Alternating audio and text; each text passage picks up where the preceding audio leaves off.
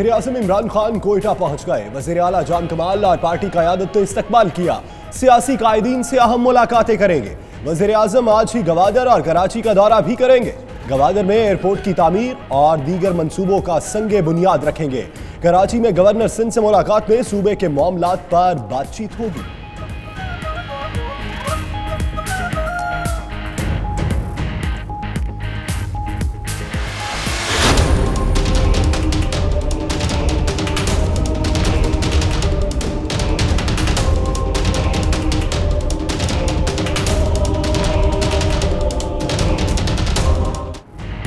नवाज शरीफ का आज फिर तिब्बी मुआयना होगा। शरीफ मेडिकल सिटी में तिब्बी मुआयने में मेडिसिन, नेफ्रोलॉजी और यूरोलॉजी के प्रोफेसर से मुशावरत और तशखीस की। एंजाइना के दर्द और गुर्दे के काम करने में खराबी पर इजहार तशवीश। अद्वियात तजवीज कर दी गई। मजीद हिकमत अमली अद्वियात का असरात देखने के बाद तय की जाएगी।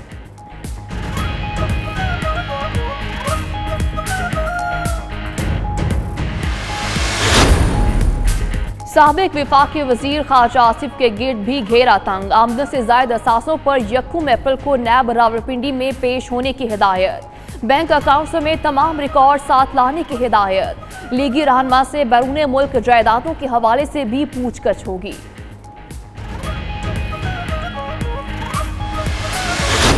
Assalamu alaikum. Peace be upon you.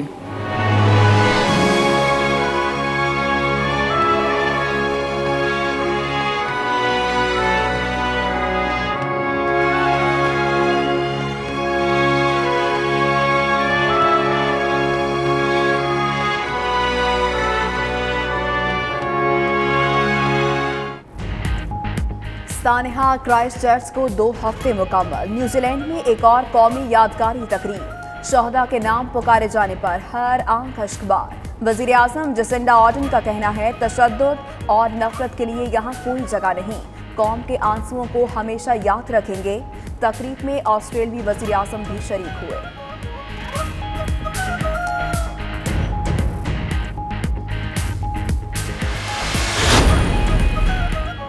London में चाकू गर्दी के बढ़ते वाकयात। हमलावरों ने एक शख्स को चाकू के वार से कत्ल कर दिया। वाकया रीजेंट पार्क मस्जिद के करीब पेश आया। लंदन पुलिस कातिल को गिरफ्तार करने में नाकाम।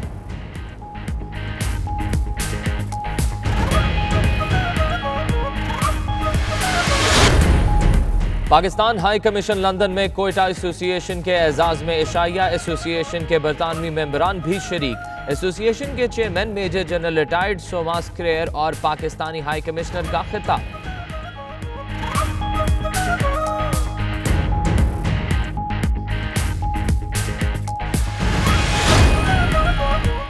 लंदन में सिख वफ्द की पाकिस्तानी हाई कमिश्नर से मुलाकात। बाबा गुरु नानक की 550वीं सालगिरह पर पाकिस्तानी इंतजामात पर इजहार इत्मीनान। करतारपुर राहदारी खोलने पर वजीर आज़म इमरान खान की तारीफ।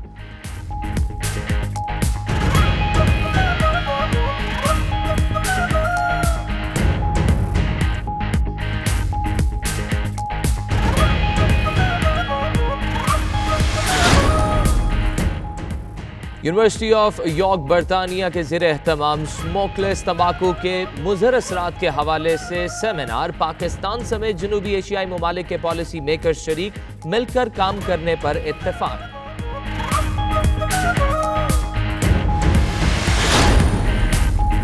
पाकिस्तान सोशल क्लब ग्लासगो के ज़ेर एहतमाम यौम पाकिस्तान की पुरवकार तकरीब। पाकिस्तानी काउंसिल जनरल रोमान अहमद की खुसूसी शिरकत। ओवरसीज पाकिस्तानियों को सियासत से बालातर होकर पाकिस्तान के लिए काम करना चाहिए। मुकर्रीन का खिताब।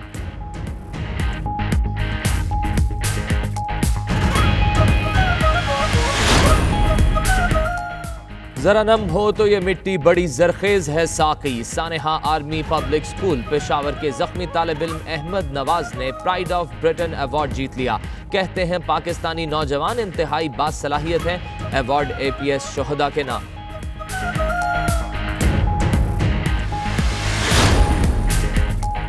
दायरा इस्लाम में दाखिल होने वाले मारूफ मौसीकार उमर साइमन की पहली नातिया एल्बम 29 मार्च को डबलिन में लॉन्च होगी। कहते हैं अपनी आवाज के जरिए इस्लाम का पैगाम पूरी दुनिया तक पहुंचाएंगे।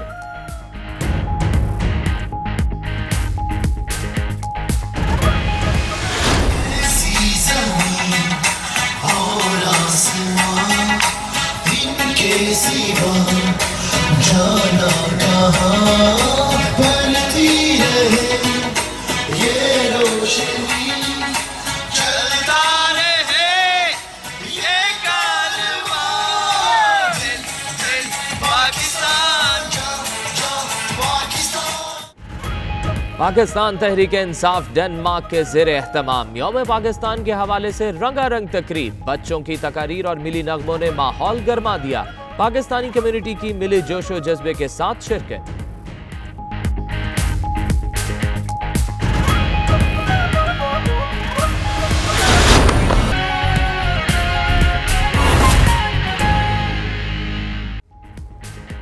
बिस्मिल्लाहिर्रहमानिर्रहीम, अस्सलाम वालेकुम। 92 न्यूज़ यूके के साथ मैं हूं सदफ यासिर और दुनिया के सबसे बड़े 360 डिग्री वर्चुअल स्टूडियो में हम आपको खुशामदीद कहते हैं। मैं हूं यासिर रशीद। बरतानिया में पेश आने वाले वाकयात और पाकिस्तानी हालात का तज़किरा होगा इस बुलेटिन में। और इस बुलेटिन में मैं हूं आपके साथ मोहम्मद अहमद राना। मैं हूं माहनूर नदीम। हेडलाइंस आपने जानी। आगाज में अहम खबर आपको दे। वज़ीर आज़म इमरान खान कोयटा पहुंच गए हैं। वज़ीर आला जाम कमाल और पार्टी क़यादत ने इस्तकबाल किया। वज़ीर आज़म सियासी कायदीन से अहम मुलाकातें करेंगे। वज़ीर आज़म इमरान खान आज गवादर और कराची का दौरा भी करेंगे। गवादर में एयरपोर्ट की तामीर पर भी बात की जाएगी।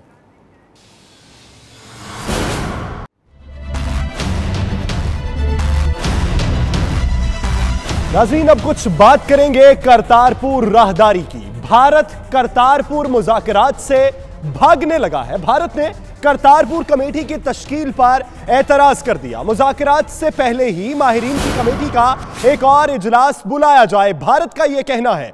अहम खबर जिससे आपको अपडेट कर रहे हैं। याद रहे कि वाहगा पर 2 अप्रैल को यह इजलास होना था। इसी हवाले से मजीद तफसीलात जानते हैं अपने नुमाइंदा फैसल रजा से। फैसल रजा, बताइएगा क्या एतराज लगाया गया है भारत की जानिब से?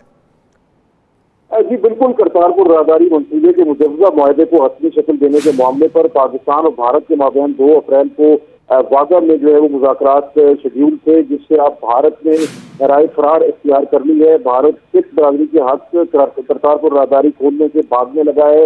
मुज़ाकरात से कबल पाकिस्तान जो है पाकिस्तान पर जोर दिया है। भारत ने भारतीय वज़ारत खारजा से अब से कुछ कबल जो है वो रिलीज जारी की गई है। उसके मुताबिक भारत ने तो मुज़ाकरात से कभी करतारपुर राहदारी पर आम तजावीज़ पर वजाहत तलब की है। भारत का कहना है कि उस पर शदीद एतराज़ात हैं।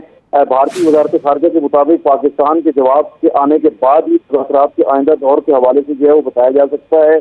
भारत ने वाज़ेह किया है कि मुज़ाकरात से कबल माहिरीन की जो कमेटी है उसका एक और इजलास बुलाया गया और करतारपुर राहदारी खोलने के जो वादे हैं उसके हवाले से भारत एक दफा फिर गया है। भारत जो है वो ब्लैकमेलिंग पर उतर आया है। भारत अपनी ही सिख बरादरी के जो मजहबी जज्बात हैं उनसे खेल रहा है। हालांकि 14 मार्च को जो पाकिस्तान और भारत के माबैन मुश्तरका जो एलामिया जारी किया गया था उसमें वाज़ेह तौर पर 19 मार्च की जो है वो तकनीकी माहिरीन की इजलास पर जो है वो इत्तफाक था।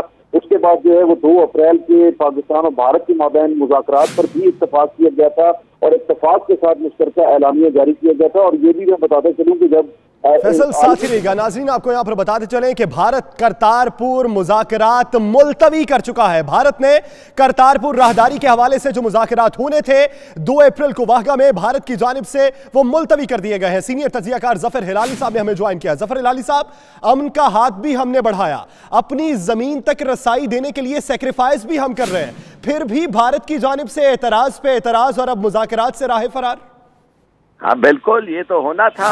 आखिर मोदी जो था वो चाहता ही नहीं था कि करतारपुर हो और अब इलेक्शन के पहले वो कुछ नहीं करना चाहता है। जैसे महसूस ये हो कि पाकिस्तान के साथ उसकी कोऑपरेशन है, तो बिल्कुल ये तो एक लिहाज से होना ही था। और अगर खुदा ना खास्ता अगर वो इलेक्शन जीत गया तो शायद ये इसलिए कि सिख हैं ये चल जाए, मगर मैं नहीं समझता कि ज़्यादा देर चल सकता है। बहरहाल ये इलेक्शन के पहले तो पाकिस्तान के साथ उसने कोई बातें नहीं करी।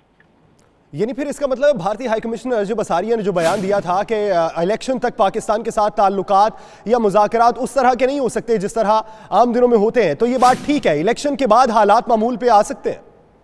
मैं ख्याल है इलेक्शन के बाद जब तक मूडी है तो मामूल पे अगर आए तो बड़ी कम टाइम के लिए, उससे बाद बदतर होंगे, बहुत बदतर होंगे, शदीद हमारे और हिंदुस्तान से ये हो सकता है। इसलिए कि मूडी जो है अगर इलेक्शन जीत जाए उसका मतलब ये है कि उसने सेक्युलर इंडिया का तबाह हो गया है, खत्म हो गया है। अब हिंदुत्व हिंदुस्तान आ गया है, और हिंदुत्व हिंदुस्तान तो वो तो गलत, वो एक और चीज है।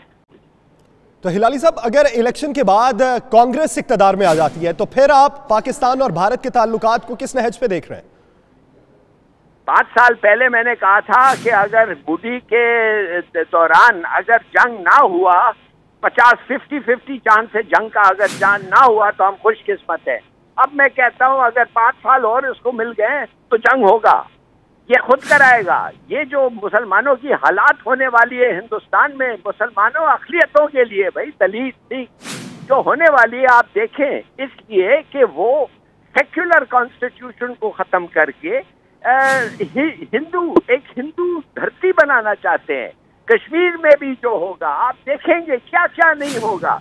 बस इस इलेक्शन पे है ये हिंदुस्तान, हिंदुओं के पास ये एक मौका है, निकालें इसको, नहीं तो तैयार हो जाएं। तो हिलाली साहब, अगर आप देखते हैं कि करतारपुर राहदारी से जो भारत हुकूमत है वो राह फरार अगर इख्तियार कर लेती है तो जो सिख कम्युनिटी है इंडिया की, उसकी नाराजगी का सामना करना पड़ेगा बीजेपी को। देखिए, सिखों के जो है ना, उनसे थोड़ा पूछें वो क्या है, वो सिख हैं कि हिंदू है दाढ़ी के समेत। मेरे ख्याल में अब तक तो जिस तरीके से उन्होंने एक्ट किया है वो दाढ़ी वाले हिंदुओं की तरह एक्ट किया है। अगर सिख हैं तो आके बताएं, ले खालिस्तान, ले अपना जगह जो वो 20-20 और 100 साल से कह रहे हैं ये हमारा इलाका है। आपने देखा है वो जंग लड़ते हैं पाकिस्तान के खिलाफ, मुसलमानों के मिल के हिंदुओं के साथ मारते हैं। तो सिखों पे मैं पता नहीं, मैं ज्यादा उन पे अहमियत नहीं देता, उन पे ज्यादा भरोसा नहीं है। सिख है तो हिलाली साहब, ये जो करतारपुर राहदारी के मुज़ाकरात हैं, इससे राह फरार को आप पॉलिटिकल स्टंट समझते हैं?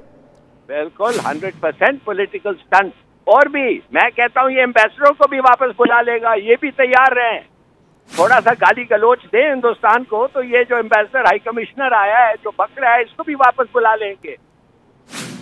ठीक है, हिलाली साहब साथ ही रहेगा। यहाँ पे हमें ज्वाइन किया है एयर मार्शल रिटायर्ड शाहिद लतीफ़ साहब ने। बहुत शुक्रिया एयर मार्शल साहब आपके वक्त का। शाहिद लतीफ़ साहब, क्या समझते हैं इस वक्त जो भारत की जानिब से राह फरार इख्तियार करना है करतारपुर राहदारी के हवाले से, तो क्या ये पॉलिटिकल स्टंट है या उनकी वक्त की ज़रूरत है, या फिर पाकिस्तान के साथ वो किसी और नहज पे ताल्लुकात चाहते हैं?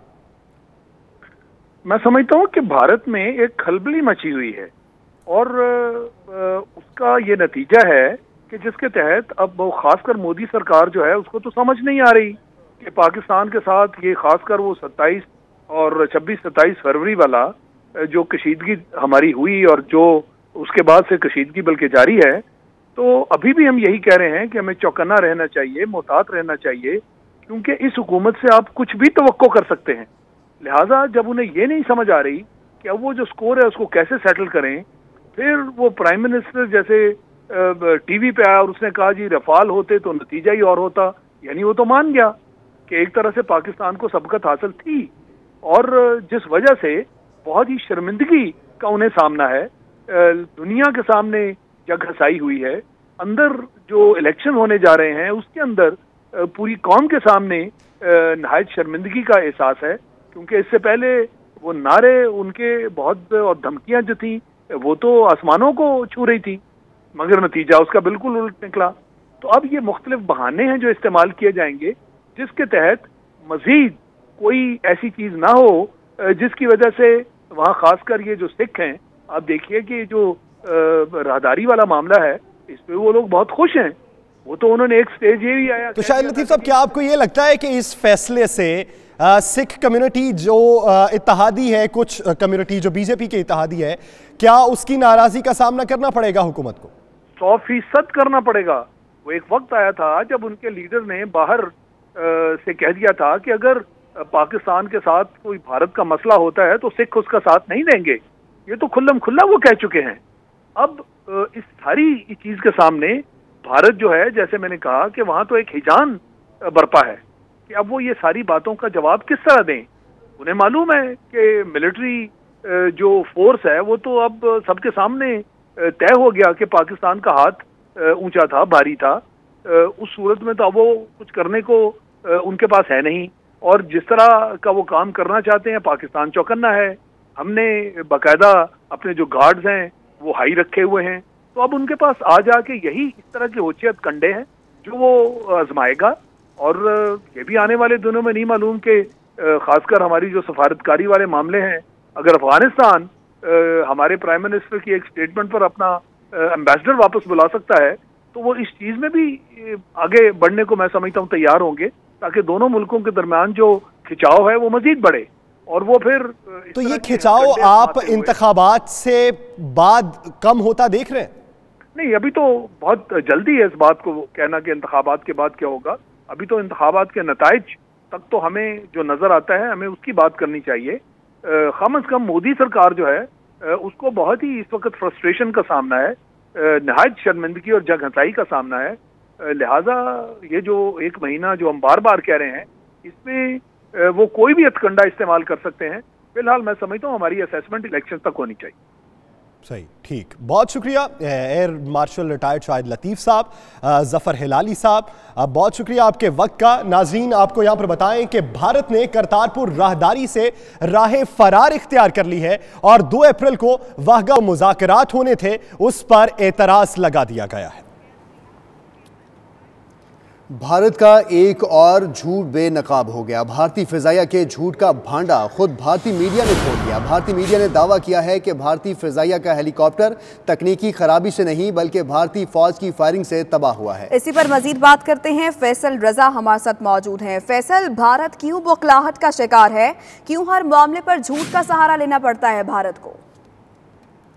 जी बिल्कुल, ये भारत की सुर्खी है कि भारत एक दफा फिर जो है वो दुनिया में रुसवा होकर रह गया है। एक और भारतीय झूठ बेनकाब हुआ है और ये खुद भारतीय मीडिया ने इस झूठ का भांडा फोड़ा है। भारतीय मीडिया के मुताबिक जो है वो भारतीय फिजाइया का जो हेलीकॉप्टर जो 14 फरवरी के पुलवामा हमले से कुछ अरसा कबल जो है वो क्रैश हुआ, उस हवाले से जो है भारतीय फिजाइया ने जो है वो झूठ का पलंदा जो है वो सबके सामने लाया। खुद भारतीय कौम के सामने भारतीय मीडिया जो है वो उस वक्त यही बात करता रहा, लेकिन अब भारतीय मीडिया ने दावा किया है कि भारतीय फिजाइया का हेलीकॉप्टर तकनीकी खराबी से नहीं गिरा था बल्कि भारतीय फौज की फायरिंग से तबाह हुआ था। भारतीय मीडिया का कहना है कि भारतीय फौज हमले वालों के लवाकिन और पूरे इंडिया से झूठ बोलती रही। पाकिस्तान में भारतीय अफवाज के बरक्स अगर ऐसा कोई वाकया हो तो हमेशा जो है उसकी पूरी जिम्मेदारी ली जाती है। ये वाकया जो है वो भारतीय फिजाइया के हेलीकॉप्टर की जो तबाही है वो साबित करता है कि पाकिस्तानी मुसल्लह अफवाज जो है वो कितनी। ठीक है, भारतीय फिजाइया के झूठ का भांडा खुद भारतीय मीडिया ने फोड़ दिया है। शुक्रिया फैसल रजा, आप हमें अपडेट कर रहे थे। मकबूजा कश्मीर में भारतीय फौज की बदतरीन रियासती दहशतगर्दी जारी है। जिला बडगाम में फायरिंग करके मजीद 2 निहत्ते कश्मीरियों को शहीद कर दिया गया। मकबूजा कश्मीर में भारतीय बर्बरियत पर अमरीकी अखबारात में आवाज उठाने लगे हैं। वाशिंगटन पोस्ट ने दावा किया है कि भारतीय मजालिम पर आला तालीम याफ्ता असासा भी हथियार उठाने पर मजबूर है। यूनिवर्सिटी ऑफ कश्मीर के प्रोफेसर रफ़ी भट्ट का लहू भी आज़ादी कश्मीर की तहरीक में शामिल हो गया। प्रोफेसर रफ़ी भट्ट तहरीक आज़ादी का हिस्सा बने और मुबैना मुकाबले में शहीद कर दिए गए। अमरीकी अखबार लिखता है कि मकबूजा कश्मीर में मज़ाहमती तहरीक में 2018 में नई तवानाई आई।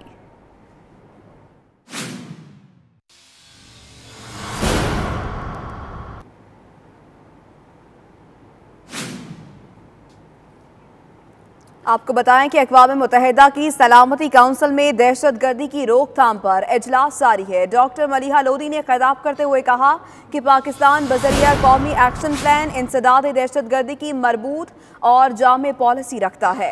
दहशतगर्द तंजीमों की माली मुआवनत रोकने के लिए कौमी इदारे फ़ाल और मजबूत बनाए गए हैं। अक़वाम मुत्तहिदा के इंसदाद दहशतगर्दी इदारे चंद ममालिक के सियासी मफादात के आलाकार न बने। मकबूजा इलाकों के हक़ खुद इरादियत को दबाने से जन्म लेने वाली सूरत हाल पर भी तवज्जो दी जाए। आलमी बरादरी मकबूजा कश्मीर में जारी बर्बरियत रियासती दहशतगर्दी पर फिर तवज्जो दे। दहशतगर्दी की अलामात नहीं, वजूहात से निमटने की जरूरत है।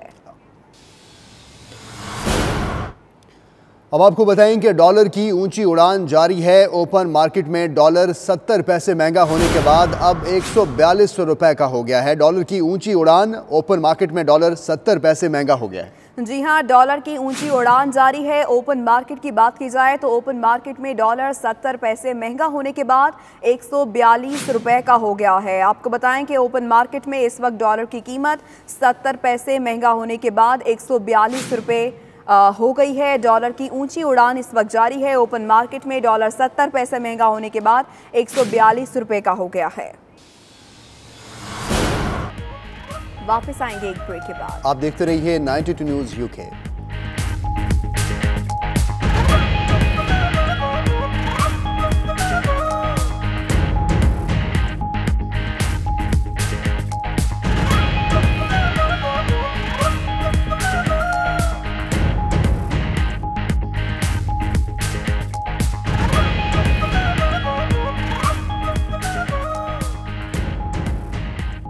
पाकिस्तान हाई कमीशन लंदन में कोयटा एसोसिएशन के एजाज़ में इशाइया वफ़द ने हाई कमिश्नर नफीस ज़करिया से मुलाकात भी की।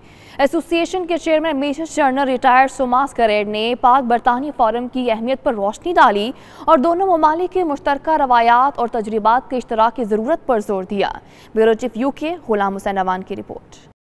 पाकिस्तान हाई कमीशन में मुनक्कद तकरीब में chairman Quetta association lieutenant colonel Alan विटलवा, secretary lieutenant general retired sir एलेसरियर अरोन और दीगर अफराद शरीक हुए। इस मौके पर हाई कमीशन में तैनात दिफाई मशीर कमोडोर जमाल आलम ने हाजिरीन को कमांडर स्टाफ कॉलेज कोयटा का पैगाम भी पढ़कर सुनाया। पैगाम में कहा गया कि बरतानवी अफसरान की मुसलसल शिरकत कमांड और स्टाफ कॉलेज कोयटा और बरतानिया के दरमियान पुराने ताल्लुकात का अहदनामा है। इस सिलसिले में कोयटा एसोसिएशन ने अहम किरदार अदा किया। हाई कमिश्नर नफीस ज़करिया ने उम्मीद जाहिर की कि कोयटा एसोसिएशन का प्लेटफॉर्म से न सिर्फ दोनों मुल्कों की मुसल्लह अफवाज के दरमियान मौजूद रवाबत मजबूत होंगे बल्कि मुख्तलिफ शोबों में तावन भी बढ़ेगा। नफीस ज़करिया का मजीद कहना था कि पाकिस्तान की मौजूदा हुकूमत काबिल एतमाद माशी पॉलिसियों का ताक़ुब कर रही है जिसका बरतानिया को भी फायदा उठाना होगा। पाकिस्तानी हाई कमिश्नर का कहना था कि पाकिस्तान और बरतानिया दोनों के पास इक्तिसादी ताल्लुकात बढ़ाने के लिए बेपनाह मौके मौजूद हैं।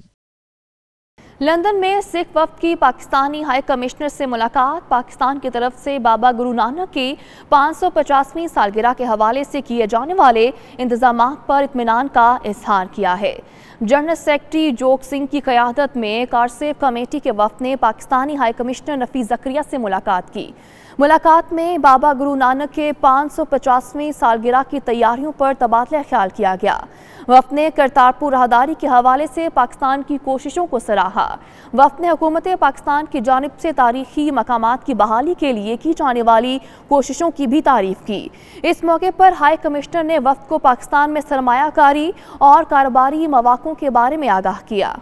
ज़रा नम हो तो ये मट्टी बड़ी जरखेज़ है साकी। सानिया आर्मी पब्लिक स्कूल पेशावर में ज़ख्मी होने वाले तालिब इल्म Ahmed Nawaz pride of Britain award ले गए। कहते हैं पाकिस्तानी नौजवान इंतहाई बासलाहियत हैं। अवार्ड APS शोहदा के नाम करता हूँ। बर्मिंघम से देखिए आबिद कासमी की रिपोर्ट में।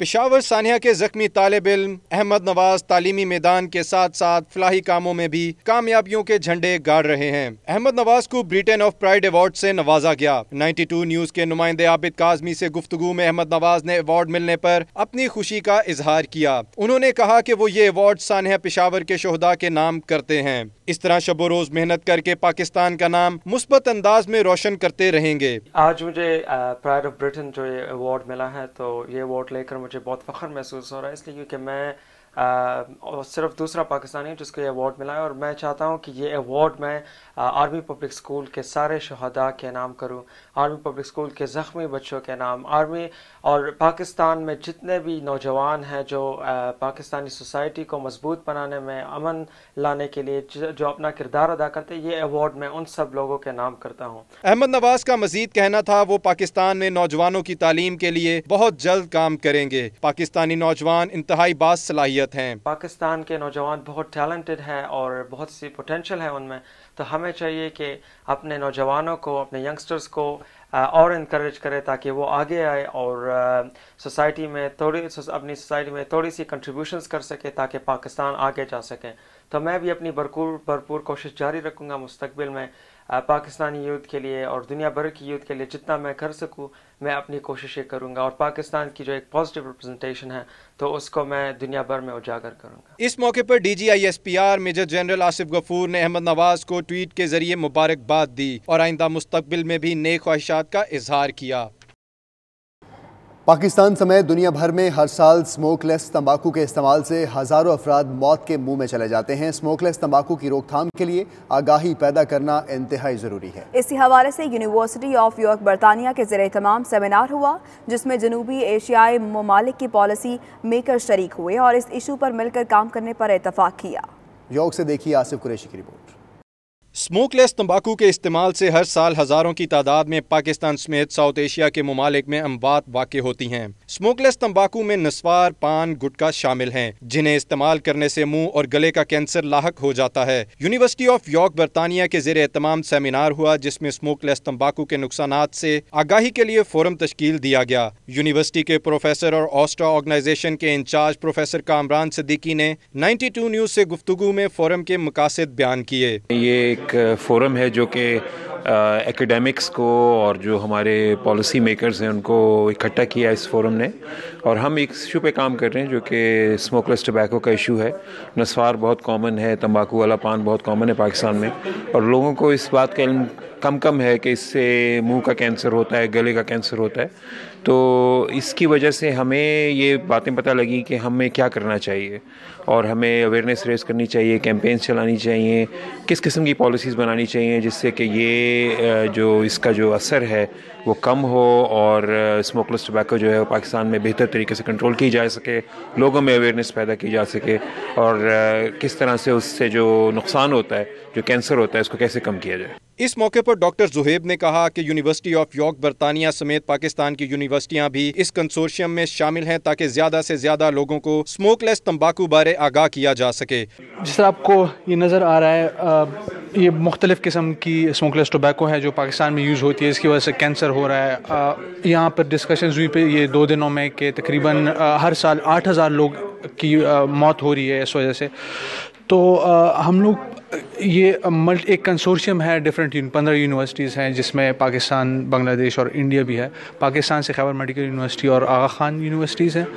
तो उसी कॉन्टेक्स्ट में हम लोग ये पाकिस्तान का जो ग्रुप है पॉलिसी फोरम, हम लोगों ने गवर्नमेंट से भी, NGO सेक्टर से, एकेडेमिया से, यूनिवर्सिटीज़ से लोगों को इकट्ठा करके इसके लिए जो प्रॉब्लम्स हैं स्मोकलेस टोबैको को रेगुलेट करने के लिए पॉलिसी को लोगों को जमा किया है ताकि उसके लिए सलूशंस निकाल सकें। सो हम लोग होपफुल तो बहुत हैं कि हमें इससे ऐसी कोई ठोस चीज़ें मिल जाएंगी जिससे हम इसका तदारुक कर सकें। तंबाकू कंट्रोल अथॉरिटी के डॉक्टर ज़ियाउद्दीन इस्लाम, साउथ एशिया के डायरेक्टर डॉक्टर विंदाना शाह और फराज सिद्दीकी ने भी फोरम की तश्कील को अहम करार दिया। What we achieved today and yesterday over these 2 days is a lot of discussion, a lot of learning, and a lot of engagement across issues that we otherwise felt like we were just working on an individual basis. So we're getting a lot of people on board now, a lot of policy makers, a lot of advocates, and I think this is exactly what's needed to push this agenda forward and hopefully achieve a better future for Pakistan. Pakistan में smokeless tobacco का burden बहुत ज़्यादा है। हमारे पास research की कमी थी, data की अवेलेबिलिटी नहीं थी। उम्मीद ये है कि इस फोरम के जरिए जो डेटा और रिसर्च हमारे पास आएगी उसको हम पॉलिसी मेकिंग में इस्तेमाल कर सकेंगे और पब्लिक की अवेयरनेस बढ़ा सकेंगे। We have been working on smokeless tobacco in India, Bangladesh, Pakistan over the last 10 years, and so we're very happy that this issue is being prioritized. I think it's a huge challenge in Pakistan particularly, and the government has not been doing anything on this issue, so I'm very hopeful that ASTRA can create the evidence base for the government to actually seriously deliberate upon this issue. ये वो area है जहाँ government ने कभी काम नहीं किया और कोई रिसर्च नहीं हुई, हालांकि ये बहुत वास्ट नंबर्स में ये यूज़ होता है। तो मैं समझता हूँ कि ये फोरम बहुत हेल्पफुल रहेगा और इन फ्यूचर भी इसकी एक्टिविटीज चलती रहेंगी और हम इसमें कोलैबोरेट करते रहेंगे। शुरका ने लोगों से अपील की कि वो मुहलिक बीमारियों से बचने के लिए तंबाकू का इस्तेमाल तर्क कर दें और सेहत से भरपूर जिंदगी गुजारें, इसलिए कि सेहत बहुत बड़ी नेमत है। पाकिस्तान सोशल क्लब स्कॉटलैंड के ज़ेर-ए-तमाम ग्लासगो में यौम पाकिस्तान की तकरीब, मुकर्ररीन का कहना था कि सियासी वाबस्तगियों से बालातर होकर सिर्फ और सिर्फ पाकिस्तान की तरक्की और खुशहाली पर काम करना चाहिए। मज़ीद जानेंगे शाहिद मीर की इस रिपोर्ट में। मेरा वतन, चांद मेरी ज़मीं, फूल मेरा वतन। पाकिस्तान सोशल क्लब स्कॉटलैंड के ज़ेरे एहतमाम यौम पाकिस्तान की खुशी में खुसूसी प्रोग्राम मकामी होटल में मुनाकिद किया गया, जिसमें काउंसिल जनरल पाकिस्तान रोमान अहमद ने खुसूसी शिरकत की। मेरा पाकिस्तान है, इस पे दिल कुर्बान, इस पे जान भी कुर्बान है, इस पे दिल कुर्बान, इस पे जान भी कुर्बान है। मुकर्रिरीन का कहना था कि पाकिस्तान ता क़यामत कायम रहेगा और इसे खत्म करने वाले जिल्लत व रुसवाई उठाएंगे। पाकिस्तान का दिफा मजबूत हाथों में है और पूरी कौम पाक फौज के शाना बशाना खड़ी है। 92 न्यूज से गुफ्तगू में शुरका का कहना था कि ओवरसीज पाकिस्तानी अपने वतन से बेहद प्यार करते हैं और हमा वक्त पाकिस्तानी बहन भाइयों की मदद के लिए तैयार हैं। बहुत ही मानी हुई हस्तियाँ हैं वो तशरीफ लाई हैं और हमने मिलकर आने वाले वक्त के बारे में भी इस बारे में डिस्कस किया है कि आइंदा फ्यूचर में हम कौन से प्रोग्राम को पेश करेंगे। और बहुत सारी एशियन कम्युनिटी यहाँ पर आई है, बहुत सारी लेडीज़ यहाँ पर आई हैं, कौंसलर भी यहाँ पर आए हैं, माननीय शख्सियत यहाँ पर आई हैं और आज का इवेंट बहुत ही अच्छा था। इस बारे में हम पाकिस्तान सोशल क्लब की जानिब से सब आने वालों का तहे दिल से शुक्रिया अदा करते हैं और उम्मीद करते हैं कि इस तरह के प्रोग्राम ग्लासगो में पाकिस्तानी कम्युनिटी के हवाले से होते रहे। Great programme, great speeches, Pakistan से जो मोहब्बत का जज्बा है वो बहुत उमड़ उमड़ के आ रहा था। सब ने तराने पड़े, तकरीरें की, बहुत अच्छा खाना खिलाया और पाकिस्तान की सलामती के लिए दुआएं की गई। That was a wonderful programme. Pakistan social club जो है ये स्कॉटलैंड में ग्लासगो का एक ऐसा मैं कहती हूँ ऑर्गेनाइजेशन है जिसने तमाम कम्युनिटीज़ को, तमाम लोगों को, पाकिस्तानियों को इकट्ठा किया है। और as a joint secretary of Pakistan social club में ये कहना चाहती हूँ कि आप लोग भी पार्टिसिपेट कर सकते हैं। बगैर इसके कहाँ मुमकिन थी शनाख्त मेरा वतन मेरे शजर नस्ब की तरह है। आई लव पाकिस्तान, मेरा पाकिस्तान हमेशा सलामत रहेगा। पाकिस्तान हमारे लिए बिल्कुल वैसे ही है जैसे एक फौजी के लिए होते हैं। आज भी हमारे जज्बात सेम लाइक वैसे ही हैं कि आज भी हम पाकिस्तान के लिए उसी तरह जज्बात रखते हैं जैसे पाकिस्तान के लोग रखते हैं। हमारा ये पहला जो फंक्शन है जो हमने कौमी सतह पे बनाने की कोशिश की कौमी दिनों के लिहाज से। इंशाअल्लाह ताला आगे भी हमारा प्रोग्राम है कि पाकिस्तान के हर दिन के मौके पर जो है हम प्रोग्राम मुनक्किद करेंगे, अपनी कम्युनिटी को इन्वॉल्व करेंगे और लोगों को एजुकेट करेंगे कि पाकिस्तान क्यों बना, कैसे बना और उसके मकासद क्या है और उसे किस तरीके से हमने एक खुशहाल मुल्क बनाना। लोगों को एक दूसरे से नज़दीक लेके आ रहा है। ये क्लब एक दूसरे को मिल बैठने का मौका फराहम कर रहा है। ये क्लब और इस क्लब का मकसद यही है कि लोग अगर एक दूसरे के साथ रिश्ते करना चाह रहे हैं, एक दूसरे से मेल मिलाप बढ़ाना चाह रहे हैं, उसके लिए ये क्लब बनाया गया था। दिल से मुबारकबाद पेश करती हूँ इस मौके पर फरीद अंसारी साहब को जो कि जिसके करता धरता हैं और बाकी तमाम टीम को भी कि ये एक प्लेटफॉर्म पर तमाम मरतबा फ़िक्र के अफराद, तंजीमें और सबको इन्होंने इकट्ठा किया है। तकरीब के मौके पर यौम पाकिस्तान का केक काटा गया और पाकिस्तान जिंदाबाद के नारे लगाए गए।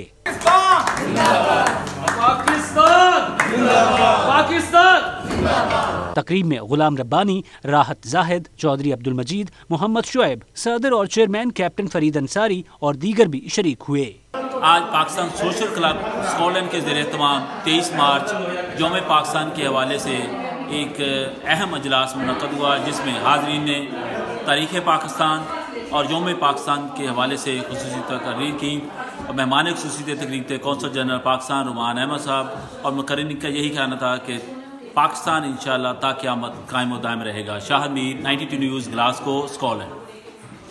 दायरा इस्लाम में दाखिल होने वाले मारूफ मौसीकार उमर साइमन की पहली नात 29 मार्च को डुबलिन से लॉन्च होगी। साइमन का कहना था कि उनकी कोशिश है कि वो अपनी आवाज़ के ज़रिए इस्लाम का पैगाम पूरी दुनिया तक पहुँचाएँ। उमर साइमन का नुमाइंदा 92 न्यूज़ फैसल मिर्ज़ा से गुफ्तगू में मज़ीद क्या कहना था, आप भी देखिए। My name is Omar Simon and alhamdulillah I was born in London and grew up in the Caribbean island of Montserrat. Umar, when did you convert into Islam? I converted to Islam when I was, roughly about 20 years ago. Basically I met a brother from Pakistan and he taught me about Islam and I was very impressed. Umar, you were always with music?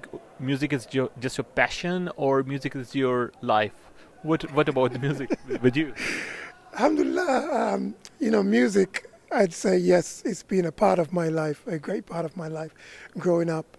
And I saw no contradiction also, being a Muslim, growing up in the West, I saw no contradiction with doing music and still practicing my Islam. Umar, your new idea, Nasheed plus music. Yes. What do you think? It will be successful? And what about your launching of new Nasheed here in Dublin? Yeah, alhamdulillah. Well, yes, I hope it will be successful, inshallah.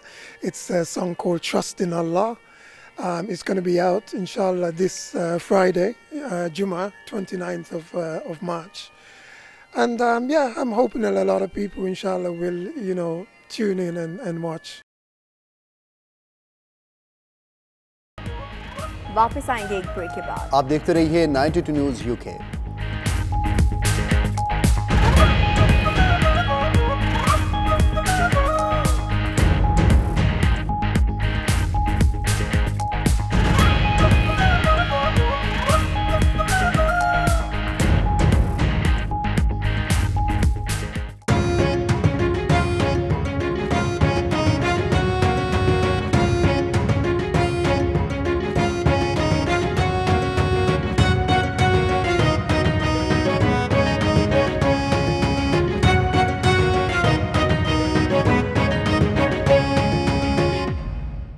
Pakistan Tehreek-e-Insaf Denmark के ज़ेर-ए-एहतमाम यौम पाकिस्तान के हवाले से रंगारंग programme का इनेकाद किया गया। मज़ीद अहवाल डॉक्टर मोहम्मद कामरान की इस रिपोर्ट में जानिए।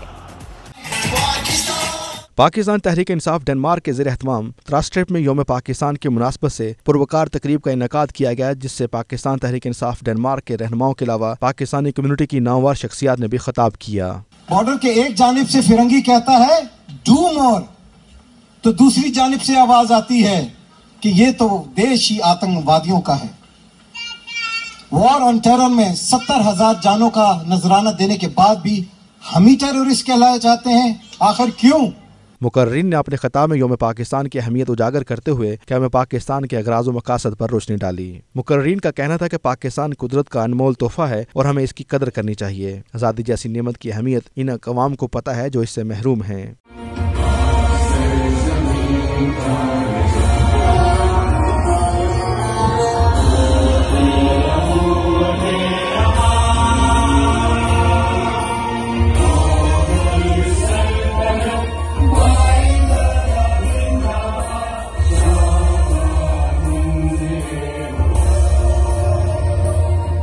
इस मौके पर वज़ीर-ए-आज़म इमरान खान की क़यादत पर भरपूर एतमाद का इजहार किया गया और इस अज़्म का इआदा किया गया कि ओवरसीज़ पाकिस्तानी मुल्क की तरक्की में अपना किरदार अदा करते रहेंगे।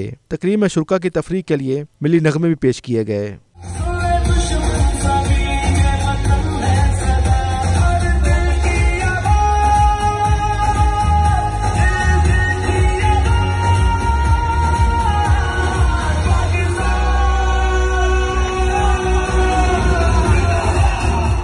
इस मौके पर बच्चों ने मिली जोशो जज्बे से भरपूर तकारीर करके माहौल गरमा दिया। 21 मार्च 1940 को कायदे आज़म मोहम्मद अली जना रहमतुल्लाह लाहौर रेलवे स्टेशन पर पहुंचे, जहां लोगों का जमे गफीर आप रहमतुल्लाह के शानदार इस्तकबाल के लिए मौजूद था और तारीख बताती है कि मुसलमानों का जोशो खरोश दीदनी था और गिरदोनवा के तमाम इलाके फलक शिगाफ नारों से गूंज रहे थे। दीगर यूरोपीय ममालिक से आए फनकारों ने भी अपने फन का मुजाहरा किया और हाज़रीन से खूब दाद वसूल की।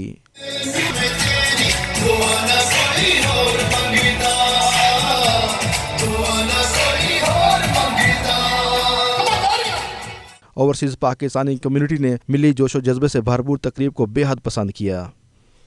Pakistani pharmaceutical firm do Marton France में अपनी सरमायाकारी बढ़ाने की तरफ गामजन है। फ्रांस के शहर जिया में नई फार्मा प्लांट लगा दिया गया है, जिसका इफ्तिताह सफीर पाकिस्तान मोइनुल हक और डिप्टी गवर्नर जनाब पाउल लावेली ने मुश्तरका तौर पर किया। इस हवाले से मजीद अहवाल जानेंगे राजा हबीब की रिपोर्ट में।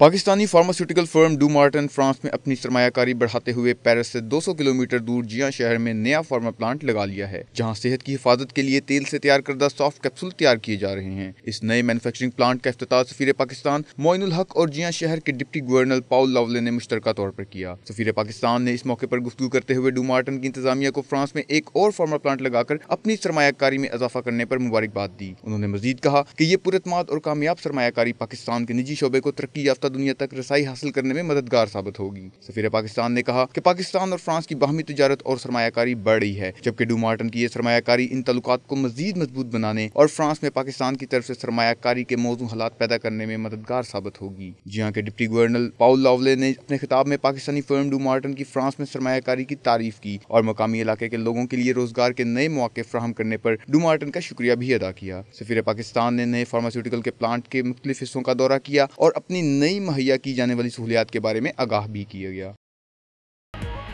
वापस आएंगे एक ब्रेक के बाद। आप देखते रहिए 92 न्यूज़ यूके।